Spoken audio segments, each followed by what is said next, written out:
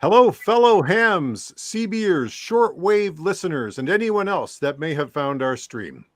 Welcome to you, whether you are in the field, in the shack, or somewhere in between. During this stream, my colleagues and I will discuss a range of topics, including but not necessarily limited to the ham radio exploits of our guest, Mr. Phil McBride, Victor Alpha 3, Quebec Romeo, and those are many and varied. If you're attending the live stream, we encourage you to drop a question into the chat. If you're watching this as a video post event and have a question for us, please leave a comment and we'll get back to you as soon as we can. This stream is being broadcast both on my YouTube channel, Outdoors on the Air, and Chris's YouTube channel, Kilo 2, Charlie Juliet Bravo. So without any further ado, let's introduce tonight's team. We'll start with my co-hosts. First up is Chris, Kilo 2, Charlie Juliet Bravo. What's new in your world, Chris? Well, no, what's new? It depends how you look at it, I guess. As far as the ham radio world, it hasn't been. I haven't been all that active. I'm trying to think. I got on a couple of times, just kind of tuning around on HF, and both in my truck and at home. Last night, I was listening. Actually, something that we almost regret listening to sometimes. I was listening to the Hurricane Watch Net from Florida, and a friend of mine, N2JW, actually, who I've known since high school. He's actually the guy who got me into ham radio.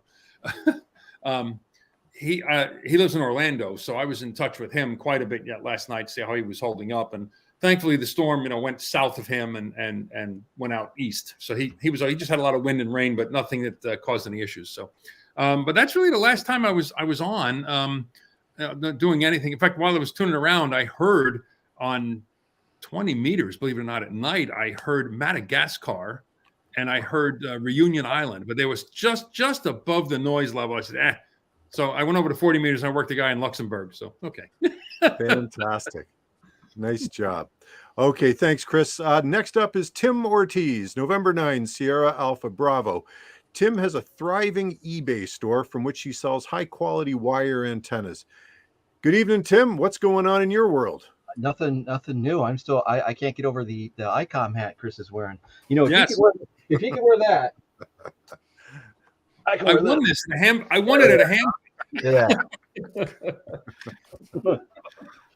Funny you should say something about the Hurricane Watch. Actually, my son is stationed in Kings Bay, Georgia, and they've been really worried about the hurricane coming up the coast and hitting that area there too. So they've been very, very busy the past couple of weeks. But I guess it's been degraded now to a tropical storm or something like that. And I guess it's well, they just came back up to a Cat 1 again before it hits. Now it's out over the ocean. So okay, well, great, good. Yeah, I hope nobody had too much trouble from that. But other than that, just staying busy. I got my antenna up at the lake house. I actually did a modified little random wire up into a tree about 30 feet, and have been working FT8 over the past weekend or so. That's a lot of fun. I got the 817 out there, so I'm only 5 watts, but I've been getting out pretty good. Nice. Good job. All right. Thanks, Tim. Yeah. Now introducing our special guest, our ham hero number 3, Phil McBride, Victor Alpha 3, Quebec Romeo. Phil was licensed back in 1994 as Victor Alpha 3, Kilo Papa Juliet. He got the call sign Victor Alpha 3, Quebec Romeo in 2003. Phil was the licensee and sole Canadian member of the Charlie Yankee 9 Charlie St. Paul Island DXpeditions in 2016 and 2019. We'll ask him more about that experience in a moment. He was a guest operator at the Tango Mike 100 Vimy Victor India Mike Yankee special event station in Vimy, France in 2017. Phil was a member of CFARS, that's CFARS, formerly a training officer. He stepped down as a training officer upon becoming the RAC president with the CFARS call sign Charlie India Whiskey 601. He was the Radio Amateurs of Canada, Ontario South Regional Director from 2015 to 2021. Phil has been the Radio Amateurs of Canada South Regional president since at the beginning of this year. Radio Amateurs of Canada, for those outside of Canada, is the Canadian equivalent of the Amateur Radio Relay League, or Britain's RSGB. So Phil's a very important person in ham radio circles here in Canada. Phil's big deal. Sorry, what's that? The president, that's a pretty big deal. I'm glad I'm wearing a nice shirt tonight. Phil's interest in the hobby mostly revolve around field and portable HF operations, yes, disaster communications operation and planning, satellite communications, digital communications, mainly with modes that are asynchronous, and outreach to the community to show people what amateur radio is, especially youth. So with that, welcome to our live stream, Phil. Thank you for joining us. Thanks for having me. Appreciate it. It's great to be here. Phil, tell us a little bit, if you wouldn't mind, how did you get involved in ham radio in the first place? Well, I've been a geek since I can remember, going back in my life. I was about 9 years old when I got my father to buy me my first CB radio. The story is on my QRO HF page. I played with CBs up until I was about 13. During this process, there was a guy down the road from us who had 2 kids my age, and I used to play with him. And he had this giant tower and this weird antenna in the air. And I'd been in his house a few times, and I remember walking into what I now know as his shack, and this big stack of Yaesu equipment and him talking around the world. And he's like, "That's ham radio." Okay. So fast forward a few years, 13 years old, I decide I go to Radio Shack and I see the brand new HTX 202, which I'm sure a lot of us are familiar with. And I told the store owner, who knew me by name, "Terry, I want to buy that." He's like, "You can't have that. You have to have a license." So I put it on layaway, and I took 4 cracks at the test, and the 4th time I passed. And I got my license on May 5th, 1994.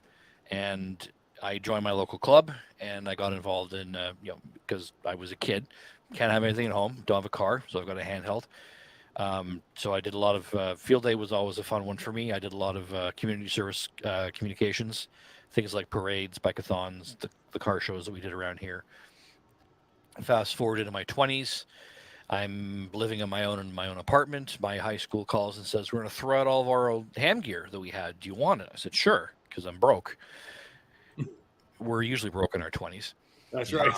So I went and picked it all up, and amongst the wreckage was a Heathkit HW101, which I restored back to health after a lot of help from the internet and a few donations from people. So, someone donating, power supply here, a tuner here. Restored it. This is great. And then I realized I didn't have HF privileges, so I spent the next 3 weeks getting enough code to pass the test.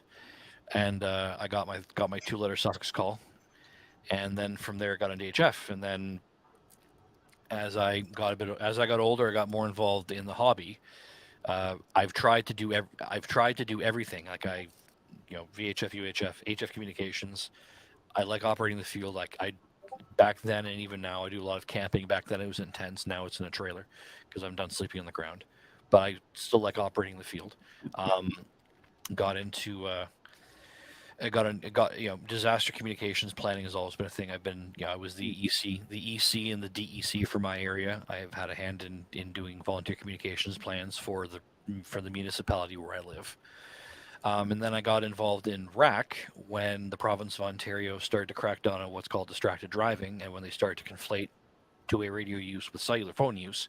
And that's what got me involved in RAC, so I could help protect that. And then from there, after that was fixed, which that was fixed 2 years ago, I stayed involved in RAC because I realized that in Canada, this is the organization that has the seat at the table with the government, and we're the ones representing the interests with the people in government who listen. So, and I like spending money. Phil, let me ask you this. So before we went live here, you were telling us the story, and I think American hams are really going to be amazed by this. You were talking about how Radio Amateurs of Canada have a great working relationship with the government here and the governing body for communications, and that we don't have any real restrictions aside from a height restriction in terms of being able to erect antennas. Could you just tell me a little bit about that, please? Yeah, sure. So in 2014, then Industry Canada, now known as Industry Science and Economic Development Canada, or what we call ISED, published a document. For those of you who want to look it up, it's CPC 02-0-03. And it's a circular which defines parameters around the erection of what they call antenna support structures. Now, it's mainly geared toward commercial entities, cellular, broadcast, that kind of stuff. However, it does touch on private entities, and under Section 6, under exclusions, it says that any private entity, so meaning non-commercial, can erect an antenna support structure up to 15 meters in height, and that's to the top of the last radiator, like if you've got an X50 to the top of the tower, is measured from that to the ground, and you can do so without the need to consult a land use authority. And they were very careful with that language. They didn't say municipality. They didn't say, your condo board. They said land use authority. So that's anyone who has authority over the use of the land that you're on. So, which is a gift, because technically, if you're in a condo, if you're on a condo, or if you're in a rental, you can erect that. Now, I wouldn't recommend erecting a tower and somewhere where you're renting. You're going to cause yourself a problem. But if you want to throw up a vertical, that counts. It also states that any temporary antenna structure, which I believe is defined as anything that's up for less than 3 weeks, is allowed, and that was a gift to us. And so that also means if you want to have a tower that's taller, let's be honest, we all know people who have bigger towers than that. They're very clear. You now have to go through whatever process your municipality or the province might require of you. So that's in Canada. That's how it works here, and it has made life easier for hams. I've never had an issue where I've had anyone complain to me about a tower. I'm like this. I told you the story. I'm not going to share that publicly, but there have been people who may have grumbled about my tower going up, but no one's ever really complained to my face, and the town has never come to my door. So. Fantastic. That and I just want to say this, and I have not been prompted to say this, but if you're a Canadian ham, or I guess if you're an American ham or anywhere in the world, and you don't belong to your national radio organization, you're missing a chance to help them support you and your efforts. One of the biggest threats to ham radio is, as it's always been, and that's been spectrum grabs from other services, and national radio organizations help fight against this. Mm-hmm. So I would encourage people to go out and, if you're not already, then join your national association. I was actually this morning talking to the members of the Canadian contingent who are going to be going to World Radio Conference 2023. And there's absolutely a grab out there, especially in the microwave bands. There are significant commercial interests, cellular, radio navigation services, who are out there, and the International Amateur Radio Union, which is the international body that is made up of the national organizations that RAC and ARRL and RSGB are members of. It's through our efforts with them that we are able to fend off. That we are able to maintain what we're able to maintain. We're not going to win them all, but in 2019 at WRC 19, Canada was was the primary force behind 2,200 meters, 630 meters, and the new 15 kilohertz segment at 60 meters, which Canada was just granted with the ratification of the new copy of RBR4. For my American friends, that's our Part 97. Fantastic. Hey, I don't know if you saw the note from Rod Murray.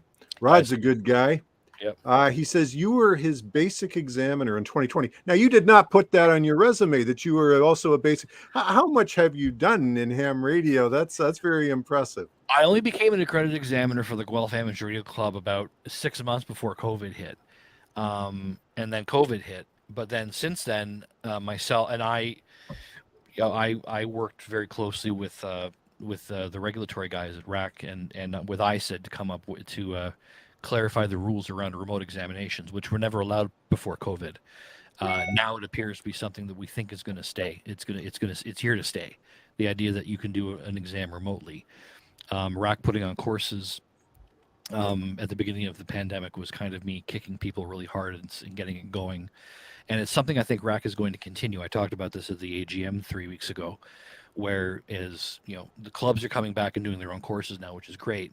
But one of the hurdles of growth of amateur radio in Canada is the vastness of this country. And it's similar to the United States, but they're even more so. And RAC providing the courses and accredited examiners being able to do examinations remotely, give people in areas of the country who would normally not be able to access the service, the ability to do so. Fantastic. Hey, listen, there's we got a whole bunch of people commenting. I'm going to apologize right now. I can't respond to each of you individually. Thank you for your comments. Sam Jones, what band is he on, or are you talking about the station? Sam, I don't have enough clarity on your question to be able to get an answer for you. So maybe you could write us something a little bit else into the chat. Now, I think I mentioned earlier that, you know, we could do an entire show on some of these things, but I just want to move along, and let's take a look at your own ham shack here, Phil. What can you tell us about your own ham shack? Okay. It's taken me years to put it together, and every time I look at it once in a while, I go, "Wow, I spent way too much money on this." I bought one of the first Flex 5000As when they first came out, with all the options, including the UHF module. Still use it. Still my favorite radio. Got a Ameritron ALS 1300 amplifier I've got a Kenwood TS590 SG that I use mainly for digital comms, although I can use my Flex for digital comms too. Everything is driven by computer. I've got several antennas outside. I've got a 10 to 20 to 10 meter mini beam up top with a Comet tri-bander above it. Got a 135 foot long OCF dipole. I've got a random wire that I use for other stuff. I've got a Hustler 6 BTV vertical with all the DX engineering mods for 12, 17, and 60. I have a satellite array, so I've got a Yaesu Azel rotor with a couple of Wemo 2 meter and 70 centimeter circularly polarized beams that I use for AMSAT. And I use the Flex 5000 for my satellite work, and it is the easiest and the most pleasant satellite experience I've ever had. Cool. With the software that it's put out for that. And various other bits, you know, I've got, you see up at the top there, the 1954 Nortel stick phone, which still works if you plug it in. I love that. I love that. Have you got two of them, and one's gold, or is it brass? My Elmer passed away in 2019, and he willed me the contents of his house. So wow. I got to go pick and choose from the artifacts. He worked for Bell and Nortel for 35 years. So there were Pulse style phones from the 50s from Motorola still in the crates I was finding in his house. So I made a couple of collectors really happy. I bet you did. Hey, I want you to see this comment, Phil. I saw that. So I could speak a little bit to that. Because it's funny because there are two sets of people in amateur radio. There are those who are like, it's all about public service, and there are those who are like, we're completely irrelevant now. We need to just forget about it entirely. And first, I say to everyone, you can walk and chew gum at the same time.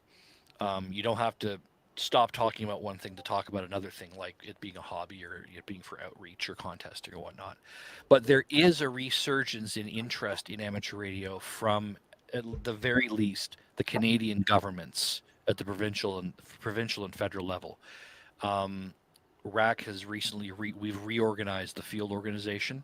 The changes take effect on January 1st, 2023. Any members who are interested should be reading our magazine TCA as it comes out. Our community services officer Jason Tremblay VE3JXT is writing about it a lot. In fact, we just today received approval. We're going, him and myself and another ham are going to Halifax to do training with the municipality of Halifax and the local club there on WinLink and the use of WinLink as a means of communication and disaster comms as a whole. And the city and the province are involved, and they're the ones footing the bill. So there is a renaissance of sorts coming at this. And it's not just around public service as far as disaster comms go, or serving first responders. A lot of it also has to do with serving the organizations that take care of humanitarian aid, which is something that's often forgotten about in a disaster. Yep. After the disaster passes, the infrastructure is gone, and fine, you've got your first responders, but then you have all the shelters, and you're sheltering potentially tens of thousands of people. Well, if you've lost your infrastructure, then how do you know where things go? So there are things happening there. And for those who are interested, I would say keep an eye on TCA, keep an eye on Jason's column, and you'll know more about it. If you want to get involved, definitely keep an eye on Jason's column, because we're looking for volunteers to staff the new committees that we've struck. Fantastic. Okay, let's slide on over. Camping with your buddy Hex. That looks like one awesome portable station you got there. That is the best portable antenna I've ever had, and my wife bought it from they only brought one to Dayton, and my wife convinced the owner of Buddy Pole to sell it to her to give to me for our anniversary. How long does it take to put that together on site? 20 minutes. Come on, seriously? I have worked doing St. Paul twice and doing a couple of other field activities. There are portable hex beam options out there. Buddy Pole makes some really good stuff, and they spend a lot of time engineering it to make it as easy as possible to take up and to put down, and make it as portable as possible.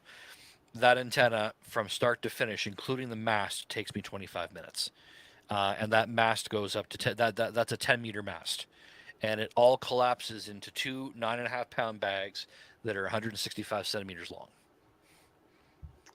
That's awesome. And how would you compare it to an off-center fed dipole put up, let's say, at 25 or 30 feet? Oh no, it's a beam.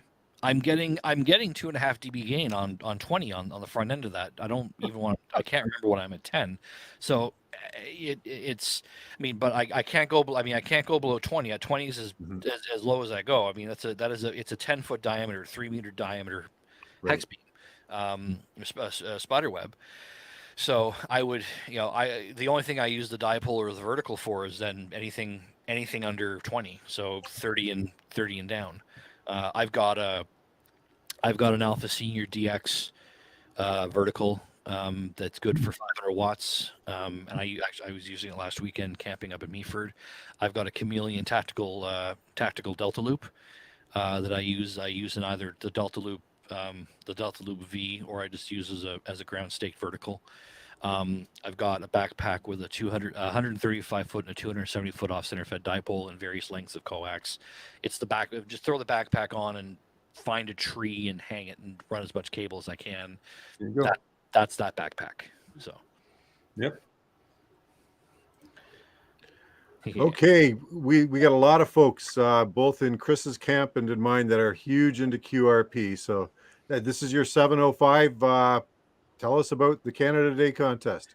Well, so it's my QRP kit, but the device to the left of the IC705 is the PA500 D-Expedition model 100 watt amplifier that was made by I can't remember his call sign. He's a German guy. He makes that to match up with the DIY 599 radio. So that's 4 watts in, approximately 85 to 95 watts out. Jeez. And the idle current on it is 28 milliamps at 13.8 DC. Wow. So that's the kit as you see it there is designed to be as low draw as you can get at idle. So if you turn the screen on the ICOM off and you're just in receive, I was measuring at about 190 to 195 milliamps at idle. So that's a homemade 15 amp hour lithium iron phosphate battery pack. I can operate for more than 24 hours just listening without having to add solar. And in the Pelican case is a PowerFilm 120 watt foldable solar panel. That's what I'm running the contest off of. The cellular router there has been recently replaced with Starlink RV. I forked over for Starlink, and it's the best decision. It's the best portable internet decision I ever made. Wow. So Man, I'm when it comes to that stuff, when I set up in the field, I mean, I rely totally on my cellular connection on my iPad and my phone. Well, in my business, I own my own IT firm. I have for 22 years. That's how I pay for all this crap. And I was paying $95 a month to have a sat phone, to have a Global Star sat phone on standby for when I was going in areas where I couldn't have cellular. And I realized more and more that it was useless because no one wants to talk to me anymore. They just want me to hop on and fix things. So Starlink RV is 170 Canadian per month, and it's unlimited. And basically, I just put the dish on the ground, point it to the sky, wait for 15 minutes, and I've got 150 megs a second out of the air. Wow! So it didn't make sense to continue. I pay a little bit more to have broadband internet access anywhere I can see the sky. That's great. So that's great. Okay, let's talk about Charlie Yankee 9 Charlie 2019. I guess you were out there twice. Yeah, the first time was 2016. The second time was 2019. I always wanted to do a DXpedition. That's one of my bucket list items. And one day in 2015, I was in the basement with my wife, who is VE3TWM, who got her license to figure out what she was getting herself into, and she still said yes. And I said, I want to do this. I want to do a DXpedition. I was reading about, you read about the weird, crazy places that people go, and you see the pictures, and I wanted to know what it was like to be on the other end of a pileup. So I started doing some research, and where can I go that's not going to cost me an arm and a leg? Well, there's Sable Island and St. Paul Island. These are Canadian entities, so I don't have to worry about travel documents. I'm a citizen. St. Paul was close enough that you could get by boat. So I started looking for a boat captain. And then I forgot about it for a while because I'm married with kids. So it happens. I got a phone call one day from Randy, November 0 Tango Golf, and saying, "Hi, I'm Randy. Who are you? And are you going to St. Paul?" I'm like, "I'm Phil. Here's what," give him my background. I said, I wanted to go on a DXpedition, and I was thinking about St. Paul because I'm a Canadian, and I think it's easier for me to get to than most other places. And it's at the time it was number 35 on the list. It was pretty high up there. He explained that there was a group of Americans that was planning to go, and he offered. He's like, "Can you go? You want to come with us?" I said, "Sure." It's like, "Good. While you're coming, can you take care of our insurance, our permit to the island, and get us a license?" Like, "Sure." Which is a concern because none of them had Canadian calls. No one had Canadian privileges. I'm a Canadian advanced, that's your extra, the American extra. So I contacted Fisheries and Oceans, which is the most efficient of all Canadian government agencies. I say that dripping with sarcasm.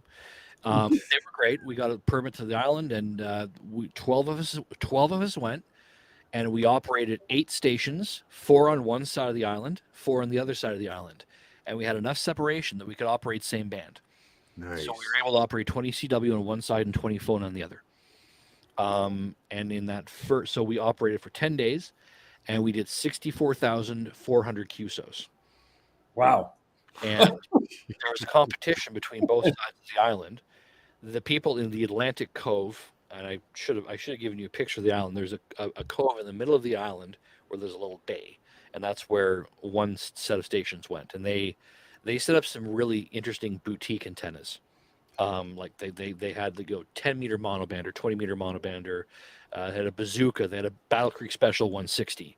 I was on the northeast point of the island, which is a rock physically separate from the rest of the island, about 600 by 700 feet large. There's a lighthouse on it, but it has a 320-degree view of the ocean. And we set up 2 OCF dipoles, a hex beam, and a vertical hung from the top of the lighthouse, 135 feet long on a 35-degree down angle, terminated at the radial system of the medium wave naval beacon that used to be there, still existed. Oh, beautiful. It's tuned at 1845 kilohertz at 1.5 to 1 SWR. Wow. So, and we did 5,000 more QSOs on the other side. So when we went back in 2019, it was a much smaller operation. There was only 8 of us. We went entirely by chopper, owned by Pat N2IEN, who was with us the first time. And we did another 32,000 Qs on top of that. And some of that was during 2 days of a G2 storm. Whoa. but we still managed to pull off that many queues. And both times we did satellite.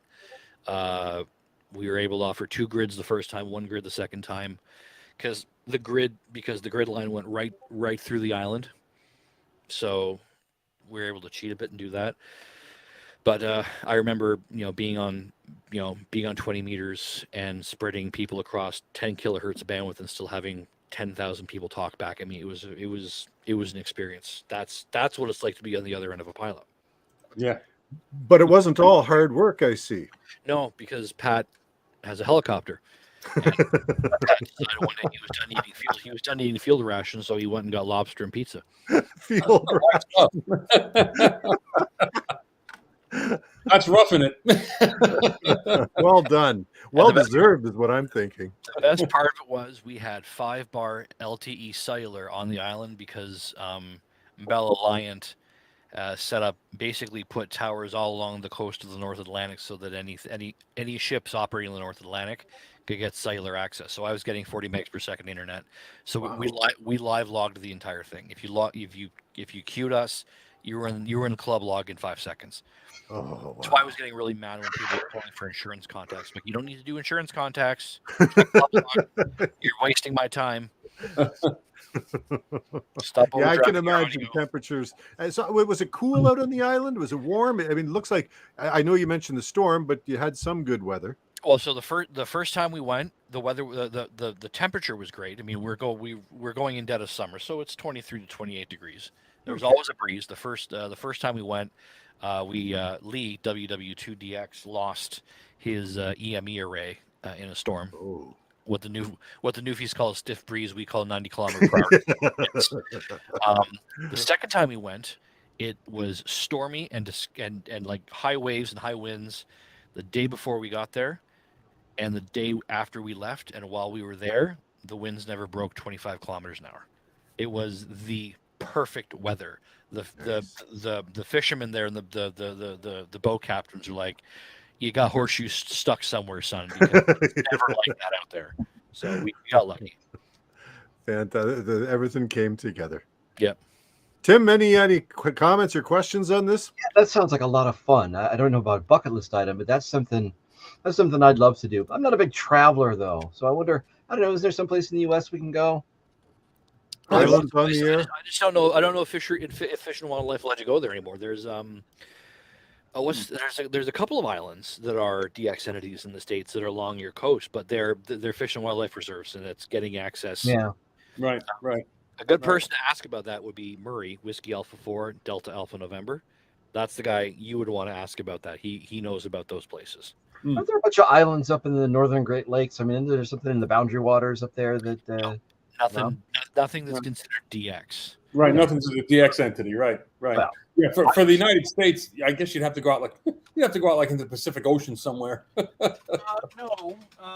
Where am I thinking? It's Catalina. Is it KC6? Is Catalina considered? Is it really? I don't know. I can't. Like I said, I don't know enough about your entities, but there are some that aren't too far from your coasts. Similar to St. Paul and Sable, because I mean, St. Paul and Sable are relatively close to Nova Scotia. In fact, they wouldn't be considered DX now because they are considered Nova Scotia. But I don't think no one at the ARRL wants to change those rules, because then they'll nullify everyone's results, and the Japanese will get very, very angry. Yeah, I wonder if there's some stuff off the coast of Texas too. I would imagine that might be what I'm thinking of. Texas and Florida. It's always Texas and Florida. Texas and Florida. So. I need a map. I have one right here actually. So as we're speaking, I'm looking to see if there's anything that shows up as a separate entity.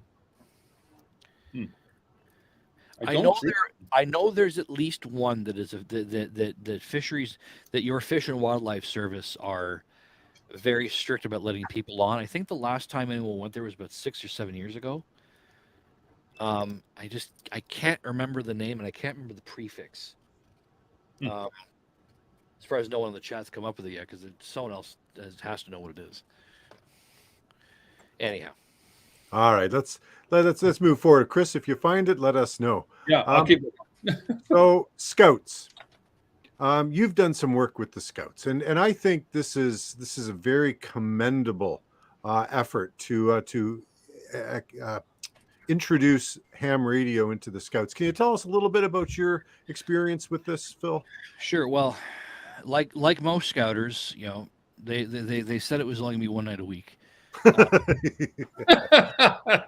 Everyone gets that joke. So my son became a Cub years ago, and they realized quickly after I dropped him off when they saw the truck with the two weird antennas on that I was a ham, and they invited me. They said, "Do you know what this Joda thing is?" I'm like, I happen to know what Joda is, so I started helping. I started bringing my field kits out to do Joda and to do displays at some of the camps we do in the area. There's a very large Scout reserve about 10 minutes from my house.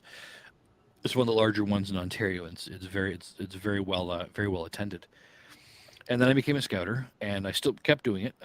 You'll see pictures later on of me doing demonstrations to Scouts. So everyone in the Scouting area knows I'm a ham and knows I'm a radio geek. In 2019, so back up a little bit. So when I got my license and I joined the local club, a guy named John Langtree became my Elmer. His call sign was VE3NEC, same age as my dad. Over the years, he became one of my closest friends and like a second father to me, to the point where he called me my son. So he had no family, never married. So he died of cancer in 2019 pretty suddenly, and I found out that amongst a few other things, he willed me and my wife the contents of his house, and he specifically willed me the contents of his shop, which were extensive and old in some cases. And that includes all the equipment you see in front of you. And I couldn't bring myself to sell the stuff because I'd spent so many years playing with it.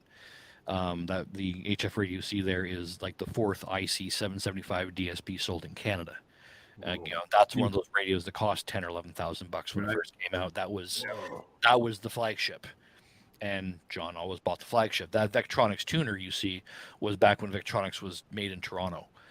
So back before MFJ bought them. So I took all of his gear and it sat in my basement, and I said, I want to put this somewhere where people, especially kids, are going to have the chance to use it. Because how many kids are going to have parents that are going to let them put up an antenna, even if it's a wire? Yeah, right. Because they're going to have the money to get access to this stuff. So I talked to George Henderson, who's the local the group commissioner in the area, and I still am the contact scouter for First Acton Troop. I said, I want to put this here, put up a tower, his tower. And he said, go for it. What do you need? I'm like, I need you to turn away while I dig a hole and I strap a tower to the side of the building.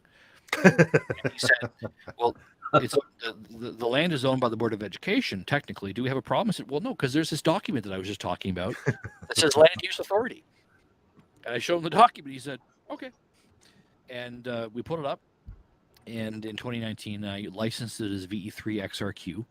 And, interesting fact, if you're a ham in Canada who dies, ICE, it holds your call for a year, and then it releases it back to the database. So a year later, I got John's old call, and I assigned it to the station. So that's VE3NEC in his memory.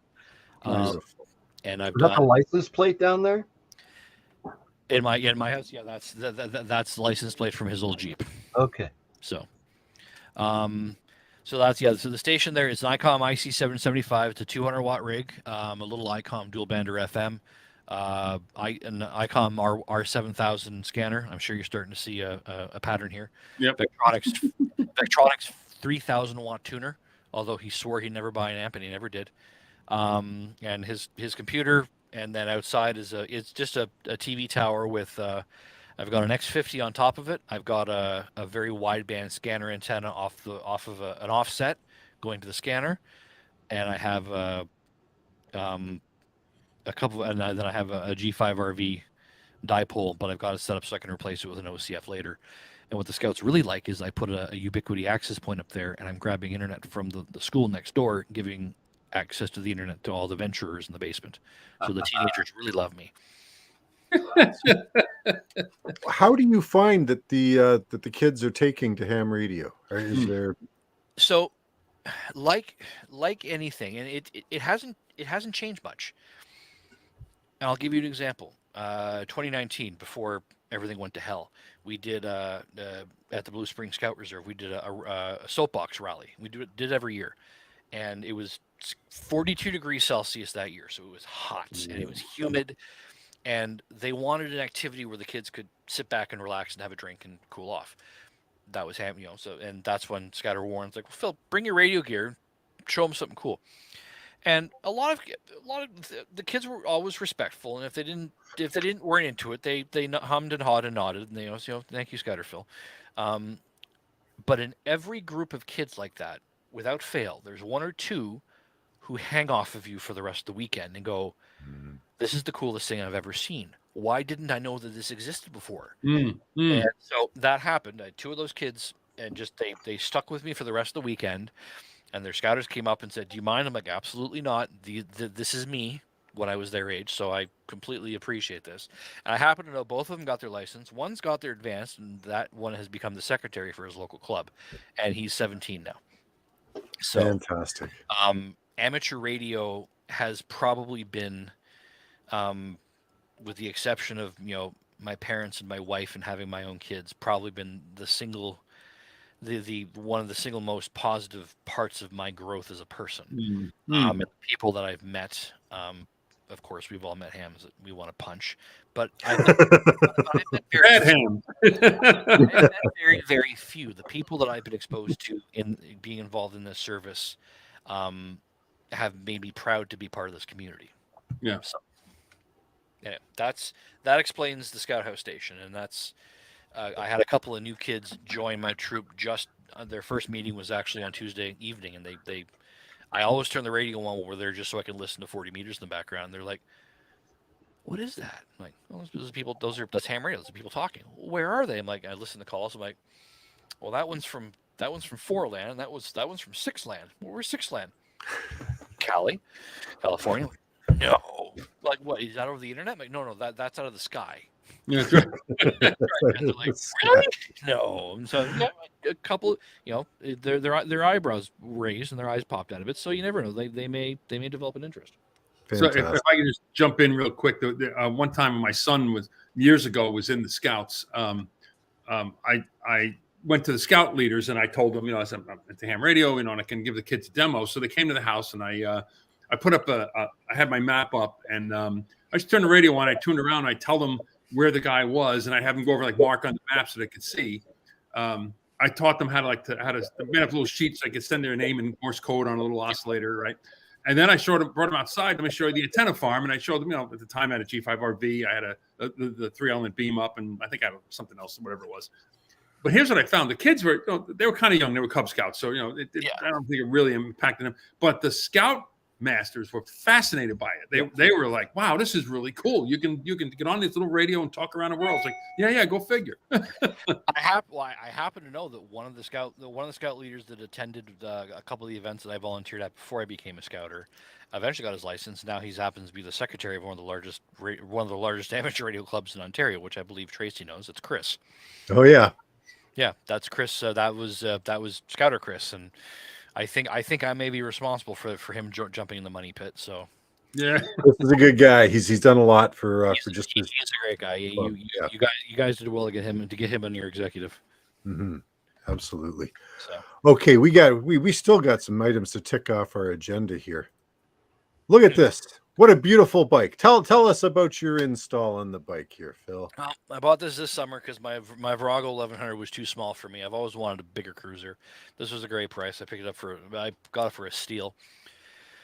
But like every vehicle I own, it has to have a weird antenna. I have a reputation to uphold. So, and the saddlebags in this bike are perfect for it. So I took the saddlebag from the other side off.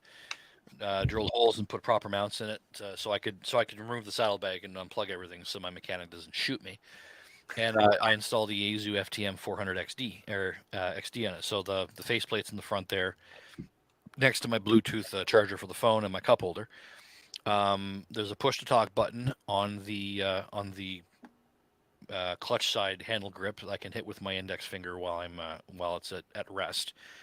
And then that goes to a Sena SR10 push to talk to a radio Bluetooth adapter that then pairs with the Sena 50S Bluetooth set that I have in my helmet, which I use for phone music, telephone, and then two-way radio.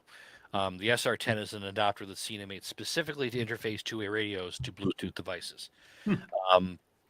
Had a lot of interference problems with it until I realized that one of the design flaws of the CINA SR10 is that there is no ground loop isolation from the DC part of the circuit. So when you put DC through it, it's picking up all the engine noise. That's all you can hear is the alternator and the spark plugs. So a couple of audio transformers, a couple of capacitors, and then all of a sudden, oh look, the problem went away. So I can do, and it's 50 watts. So that's an APRS radio. So when I'm riding it, it beacons out, and that's a Diamond. I can't remember the model number, but it's one of the higher gain ones in the back. So that means that both, so that's my mobile installation of the bike, and whatever. I hit the local repeaters from around here, and that's all I need to do. So Very it's cool. VHF, UHF then, right? Yep. Well, yeah, until he puts the spider beam back there. Let's see. Yeah, well, there's not a whole lot of metal for HF. I mean, maybe 10 meters, maybe. Yeah.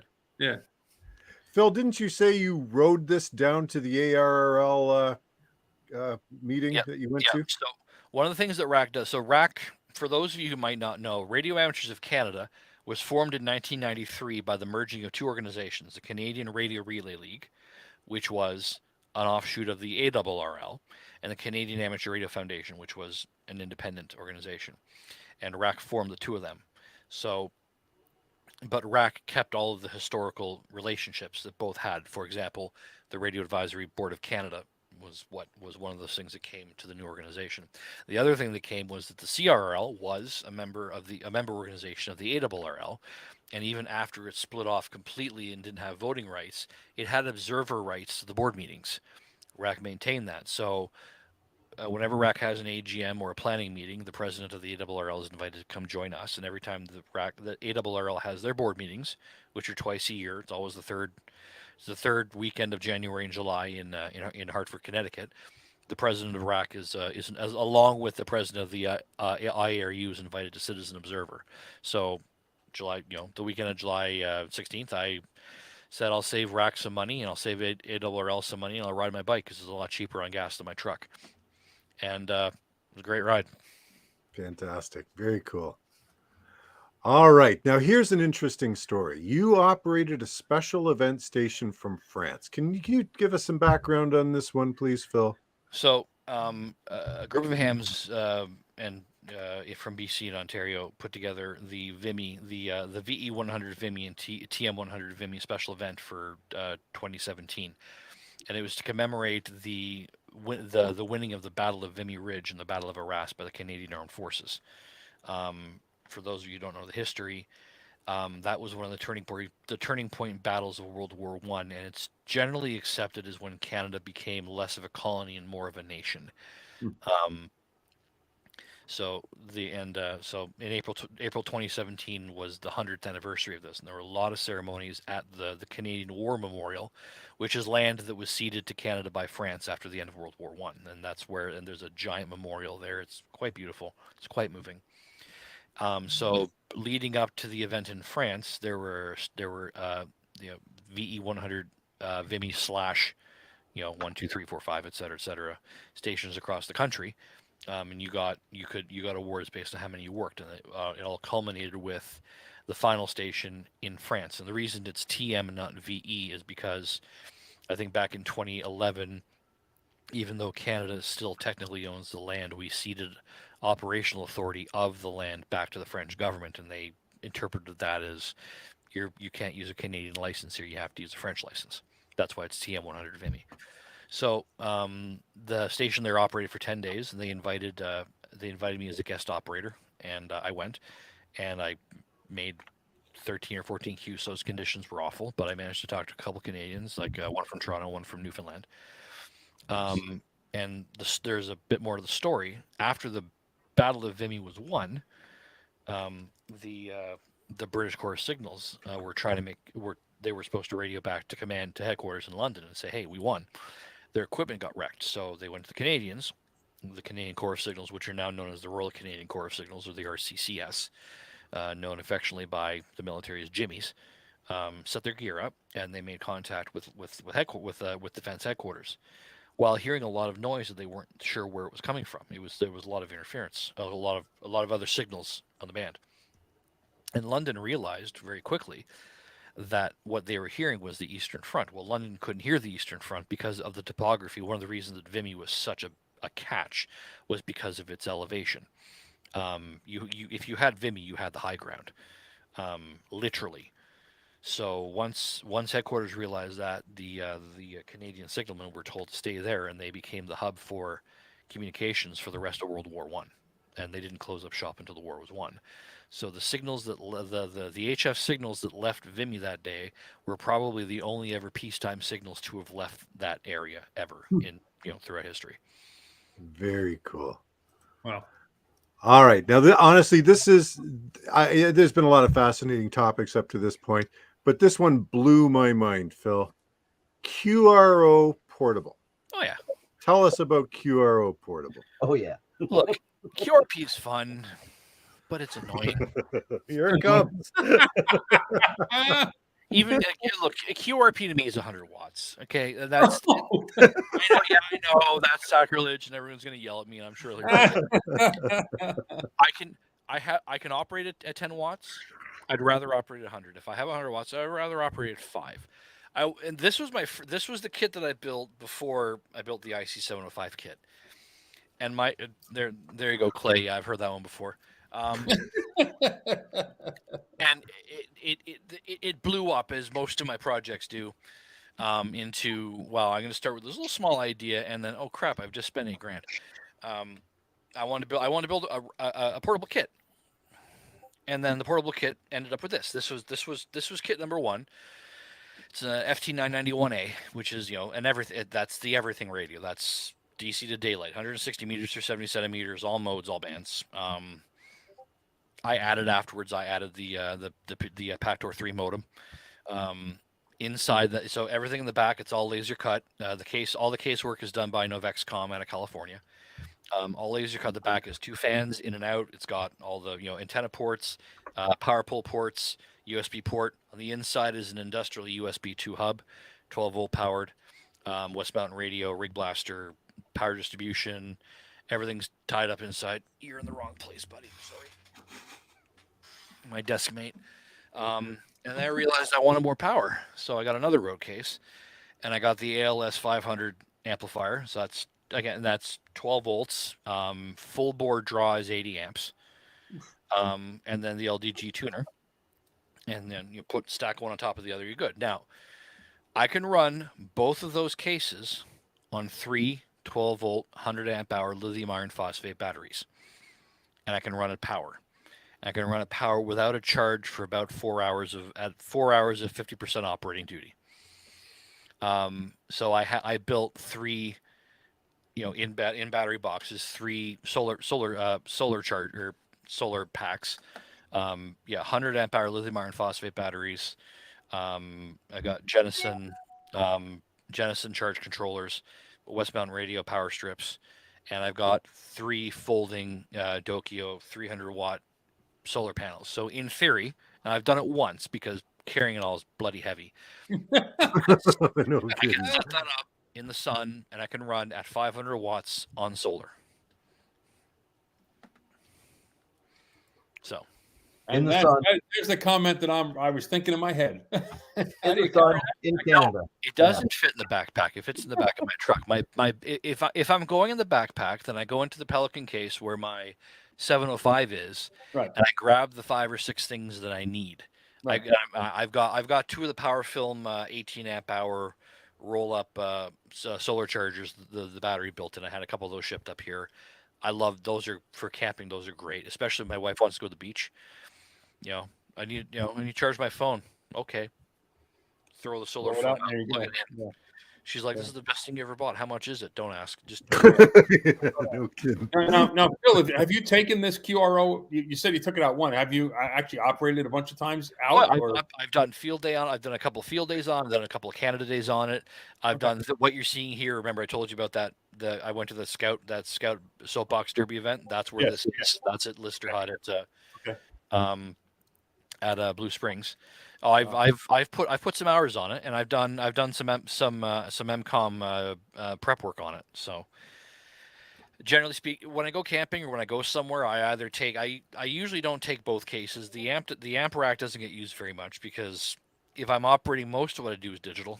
I work. I mean, I like working phone. I mean, I've got like the headset for this. The headset for this is actually a Radio Sport RS60S headset, so that's what goes with this kit. But a lot of what I do is digital, so there's no. And if you're running digital, there's no point in having an amp. If you can't get digital through at 100 watts, then you're not That's getting right. through. So Absolutely right. Yep. the amp is for if I'm doing CW or if I'm doing phone, Right. and also just to prove that I could. Let's be honest, that entire kit is to prove that I could. That's what that was. So, wow. I'm blown away. You know, Tracy, that is so far out of our wheelhouse. No, Tracy told me QRO Portable, and I had this vision of you pulling behind like a diesel generator and a welding machine. Nope, I wanted something that I could run on off grid, but that I could run at power. I mean, if you're thinking about end of the world SHTF, something. I mean, that's what you're looking at. There is about as close to the civilian equivalent as a Harris quick readiness terminal as you're going to get. I get it, and you can find a flagpole with the welding machine. You could just make a vertical out of it with the welder. Yeah. No, the last time that came out in full power, I was there's a little spot I know up in central Ontario. We call it Northern Ontario. It's not. It's Central Ontario. Northern Ontario's got more bugs than people. On a river out in the middle of nowhere. It's in the boondocks, and I ran that on. I didn't run on solar. I've got two Honda EU 2000 inverters, like the best generators ever made, which I got for St. Paul, and I ran an OCF, a 270-foot OCF dipole over the river, so I could I flat topped it, and I could do my noise level at 160 meters was S1, so it was wonderful, and I did field day on that, and it was wonderful. Nice. So nice. That's pretty cool. Yeah. Okay. Well, thank you, Phil. You've given us an awful lot to take in here. One of the things we do in our stream here is we take questions from Chris gets sent questions, Tim gets sent questions, I get sent questions, and so let's take a look at a couple of questions that have come in. First one came in for Tim, and this has to do with running a QRP end-fed half-wave antenna. So, Tim, do you want to weigh in on this one first, and then we'll go around the table? Mine works better off the ground. So if you have it on the ground and you put it a couple of feet up in the air, if you have the ability to do that, it works better. What do you think, Phil? Generally accepted knowledge, the higher off the ground, the better, because closer to the ground, the more interaction you're going to have with the ground, the more you're going to. It'll detune. Yeah, it'll detune. Especially, you could get into questions of ground connectivity and all that other stuff too. But my rule has always been a quarter wave off the ground where you can. And when you get down to 40 and 30 and 60, whatever, you're not going to get there. But then you're envious. But especially getting it higher off the ground also is important to get it away from your transceiver, so that it's not close to your transceiver, so that it's not at level, so that it's not going to feed RF back into the radio.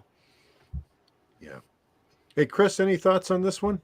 I have very limited experience with NFEDs, and when I was noodling around with Tim's that I have, but I don't think mine's a half-wave. I think mine's a random. I think the one that I have from you. I think. I don't remember. I forget too. But I had it up on an angle, and at first I started it. I set it up at where the transformer is at the ground, on the ground, basically. And first I tried like the little pigtail with the little stake in it, and just tried to use ground from that. I could not get it to match. I started. Let me try throwing a counterpoise on it, and I threw I guess like a 30-foot piece of wire on it, and it sort of tuned a little better. I said, all right, I'll try one more thing. And then I elevated the transformer up about 6 feet, maybe 8 feet off the ground. And then I ran, of course, now knowing it's off the ground, and I ran an elevated counterpoise, and it sort of tuned, but I still could not get it to really match. So part of me is thinking, all right, again, not being familiar enough with these kinds of antennas to really experiment with it.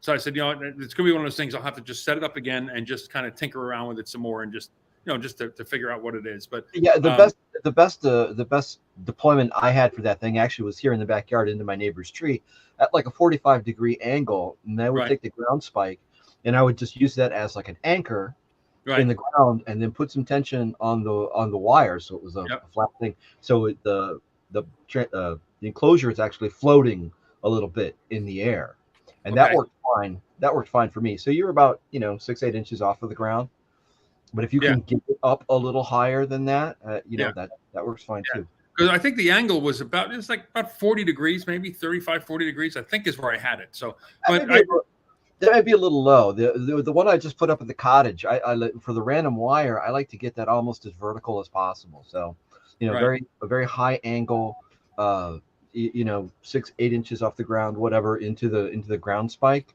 Right. And I'm good on all bands up to 40. Right.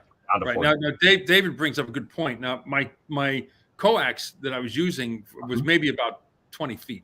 So it wasn't a really long, it didn't have a long run going to, because look, when you operate QRP, you have to try to get as much signal to the antenna as you can. So the tuner, actually I have it sitting right here. The tuner I was using was this little MFJ manual tuner. Tracy made me a believer. I'm a believer in manual tuner. Oh yeah. Those things are awesome. You having one of those in a backpack is better than anything. Oh, it's gold. Yeah. So again, it was just, and this past, and I tried it this past field day, because I made field day for me just nothing but an experiment in QRP. So I tried the end-fed wire antenna, and I also tried running the 817 off of internal batteries, which was, it's reduced power. And what I really wanted just to see, well, A, can I make contacts, which of course was nearly impossible, and B was to see how long the batteries would last. So that was there was 2 tests going on at the same time. And then when the batteries died, and I went to the you need to get yourself one of those 18-watt power films. Yeah, well, that's right. I have no solar stuff at all. So then I went to the Bioenno battery, and then I changed to the vertical antenna, and then, but it was getting dark, so it's getting me nighttime. So of course the propagation changed, and that's when Tracy and I were texting back and forth. We were, hey, this guy's work this guy, work that guy, going back and forth working people. About 16 years ago, I made a QRP, my first QRP kit out of an 817. Actually, I was published in QST. I can't find the picture, and nor do I want to, because it was a horrible picture. I worked field day with an 817 ND, and in my club, I think we did about 85 Qs, and on 5 watts, only CW and phone. Yep. That was rather, and I think I was running off a Hustler vertical, actually. Yeah. No joke. I was rather impressed. I mean, that was a respectable score considering we had 5 watts in a farmer's field, and we were running solar. We were solar and battery. That was it. Well, one of Tracy's, one of the first videos I saw that Tracy did was when he operated with his 817 and he operated field day with it. And I said, if you can operate field day QRP, then you could probably do pretty much anything with QRP. So that's what really made me do it. But I've done field day twice QRP, and it was tough going. Well, don't forget sideband. If you're doing anything field day, just unplug the microphone. You're just gonna annoy yourself. Now that you can do digital in field day, because you couldn't back when I did this with the 817. Now that you can do digital, the sky's the limit. Now, much easier.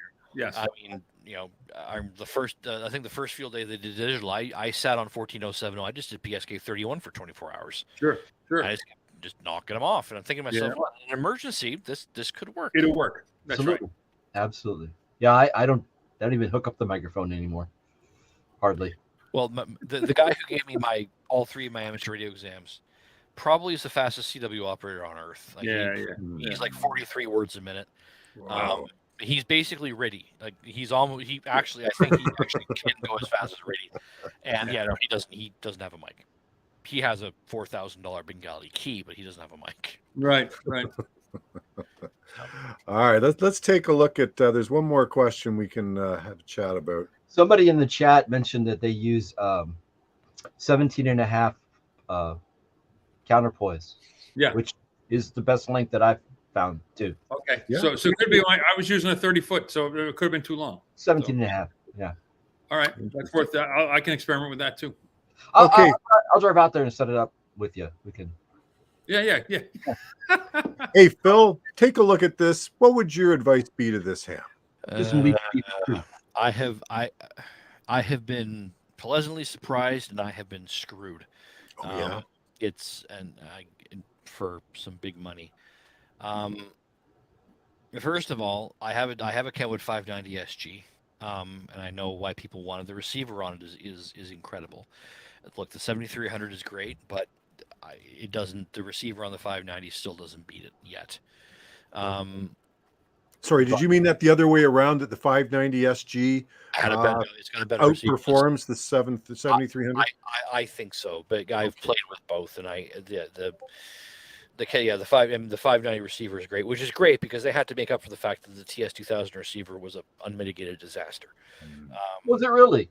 Oh. I mean, I saw it. I just, it was never something that occurred to me to use. No, the TS2000 receiver was awful, and what made it even worse is it's supposed to be a satellite radio, and there's a birdie at 435.5 megahertz. Oh, so I mean, right in the middle of the downlink of like six FM birds, it made it almost useless. It was a great radio as far as features went, but even the HF receiver was left much to be desired. As for this guy, if you were a Canadian, I would say do an Interac e-transfer, because then you have. If you're buying from someone you don't know, then I would suggest you use PayPal, but you do not, under any circumstances, use PayPal as friends and family. You use PayPal as though you're buying from him. Pay the fee. He pays the fee. Let's be clear. You don't pay the fee as the PayPal buyer. The seller pays the fee. Which is protection. But make him do it, because then if you get screwed, you can go back to PayPal. And I have been screwed out of a $7,000 purchase before, and I went back to PayPal and said, "Hey, this is back in the days of eBay. Pony up," and they did. Took a month, but they did. So if you don't send cash, don't send money order, and definitely don't do friends and family. Do it as though they're a vendor and you're a buyer, and then you're fine.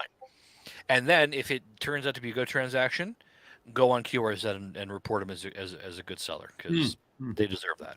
Here's my advice though: if you're thinking about buying a used Kenwood, go to Yankee Electronics or YankeeKenwoodRepair.com. There's a guy in Green Bay, and that's all they do is old Kenwood stuff like that. I bought 2, maybe 3 rigs from them, and broke them, and then had them repaired, and then and I've never had an issue with using those guys. I think it's like YankeeElectronics.com or something like that. Yeah, do you think he'd have something as new as a 590? I don't know. Honestly, I haven't looked in a long time. I know they're in demand because they're out of production now. I mean, Kenwood, even pre-pandemic, that semiconductor fire in Fukushima screwed them. I mean, they lost the semiconductors for almost all of their radios. So let's see. They haven't made anything in 3 years. I can't share my screen, but it looks like. Either way, that's my recommendation. If you're buying from someone you don't know, do it like you would do with anyone else. Use a credit card and use something that you have buyers recourse. So true. Chris, what are your thoughts? Sorry, Tim, go ahead. What was it? Was it a TS 590? I think he said. 590 Sierra Golf. Yeah. Because there's a difference. There's a 590, then there's the 590 SG. The SG is better.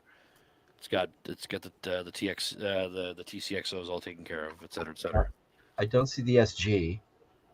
I gotta go. You probably have 590s. I suppose if he could get a 590 and then he could go get the TCXO and just do that himself. That's the main difference. I think there are a couple of other firmware differences, and I think actually he may be able to firmware upgrade a 590 with the yeah. I mean, even touch with a guy like this though, he probably knows somebody who's got one for sale or something like that, and he's not gonna recommend anything that could be shady. So There you go. I don't see a 590. I see lots of. I see 850, 870, 430. There's their TS 2000X.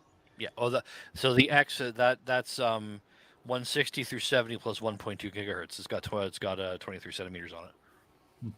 Because that was supposed to be a satellite radio. It just didn't do a great job of it. Now, of course, the satellite radio of choice now is the IC 9700. I've been thinking about getting one of those to play with it, but my Flex because I've got the VHF UHF module inside. The integration with Sat Tracker is amazing. Here we go. It's a TS 590 SG, $1,200. $1,200? Yep. US used? Oh my god. I can look at the description. TS 590 SG. The fact that that's 1,200. Wow. Oh wait. Oh, okay. Yeah, he's got it listed, but he says it's out of stock now. So. Well, yeah. But it's there. Hey, it's there. It's there, but they're never going to get stock again. Yeah. Because this was used. It's Wow. Doesn't tell you. You know what? Here, I'm going to copy the link and I'll put it in the chat, and people can grab it if they want. So, Chris, what are your thoughts on buying used gear? Yeah, it's funny. I bought used gear quite a few times, HF gear, and I've never had a problem. I've been very fortunate that way. I had a TS 570 that I bought on eBay, and it worked great. In fact, I sold it on eBay, so I never had a problem. In fact, this Tempo 1 I bought on eBay, and it came in, I fired it up, and it worked. The tubes are soft. I was like, okay, well, it's a tube rig, and it's an old tube rig, so that's going to happen. But yeah, how do you protect yourself from you get something and it comes in and you're like, wow, this thing's a dog, it doesn't work, and how do you protect yourself when you've already plunked down the money, right? I like I said, it's been so long, I don't know, like if I had to go back at somebody, like if I bought it on eBay and a radio came in and it fired it up and it just didn't work, how do you get your money back? How do you rectify that? You contact the seller and you hope the guy comes back to you. I don't know. Well, no. If you're doing it on a service like eBay has a process, and I've gone. They do. They do. If you're buying it outside of a service like that, if it's just it's two guys on QRZ.com going, or you're on a swap meet, but you're where you have to ship it. PayPal will protect you because it's they don't give if you're the other guy's got to have a PayPal account. Right. I Correct. don't know anyone selling and buying equipment that doesn't have a PayPal account. If they don't, that's the red flag right there. That means you run away. Yeah, good point. They've got a PayPal account and say, "Fine, I'll buy it off of you, but you're going to pay the fees as though you're a vendor." And if they here's one. So how do you handle it say you're at a ham fest? I mean, what surprises me is the prices you see guys. They'll put a radio out on a table at a ham fest, $1,500, right? Who is walking around a ham fest with that kind of cash? That's the first question I ask, right? But my thing is like, okay, so say you go and you plunk down your $1,500 and you carry the rig to your car and you go home. You don't know this guy holding the wall. You don't know where he is. You get it home and it's a dead radio. Well, so I mean, at a ham fest, I've sold $2,000 radios at a ham fest. But what I did is I brought power with me, and I brought a dummy load with me, and I brought a walkie. You showed it work. Yeah. So I'll say and that's why people bought from me. It's like, okay, you want $2,000 for this radio? Yeah, here. It's a dummy load. I mean, but there's a power meter, and you can go ahead and play with it. If you smoke it, it makes power, and you can hear it receive. Throw a piece of wire on it, you can hear receive on it, right? And then But I think the problem is if you go to a ham fest, more than likely you're gonna be able to find that guy again. If you're buying it from God knows where on the internet, there's a chance that the guy might just you'll never find him. That's when you use a third party like PayPal, and that's a real protection, and that's okay. If you go through QRZ's rules about posting for sale, there are references to that where it's like if they say that they want friends and family, they're trying to screw you. Now, if you're in Canada, I don't want to use PayPal because that's an exorbitant fee. But if I use Interac EMT and someone screws me, I have recourse. I can go to my bank and say, "Hey, I got frauded. I was defrauded, and I want to open a case." Now it's harder, but you pay your dollar for your e-transfer. And there's the protection that comes with that. Yeah. Good. All right, guys, I think it's time we wrap this thing up. Phil, closing comments from you? I appreciate you guys having me here. I don't think I'm that special. I just think I'm a guy who spent way too much money and spent way too much time playing radio. And I'm pretty sure my wife would agree with that statement. But like I said, amateur radio has been one of the biggest parts of my personal development and my growth. Growing up as a kid, growing into adulthood, marriage, kids. It's basically been with me the entire time, and the people that I've been exposed to as part of the hobby and part of the service have been for the vast majority of my life have been good people and have helped me grow. And the reason I'm the president of RAC is because as the national organization, we are a regulated hobby, whether we like it or not. And we are the ones, it's Frank KM4, I can't remember his call sign. He likes to say everyone likes going to dinner, no one likes doing the dishes. And it's a good analogy. We need people to volunteer in these positions, and I'm here for now. I'm not going to be here in 3 or 4 years because RAC has term limits, and we need people to come up after us, after the current crop of executive and board members and volunteers and committees, to continue the work.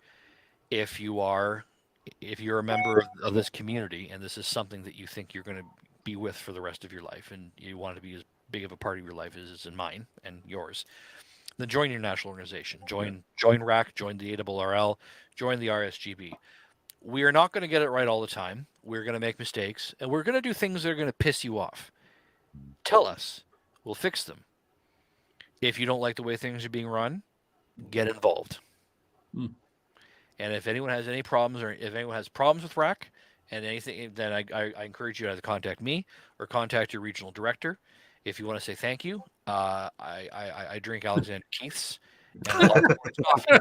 And that's all I have to say about that. And I appreciate it. Thank you very much. Good stuff. Hey, Tim, how about some closing comments from yourself? You know what? I think if you're talking to Phil, it makes me want to go out to the junkyard and grab some like 12-volt alternators or something like that. I'll hook them to my bicycle and make my wife, run while I'm operating or something,